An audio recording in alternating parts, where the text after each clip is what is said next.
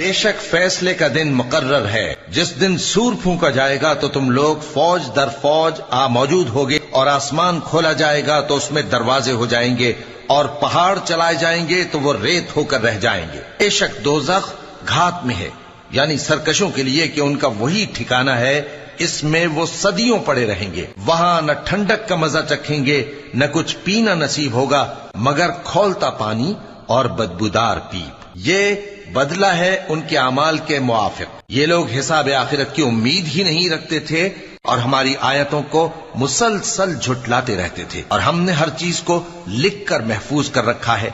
सो अब मजा चखो, हम तुम पर अजाब ही बढ़ाते जाएंगे। बेशक परहेजगारों के लिए कामयाबी का घर है, यानी बाग और अंगूर और हम उम्र भरपूर जवान औरतें और शराब के छलकते हुए जाम। वहां वो न बेहुदा बात सुनेंगे न झुटलाने की बातें।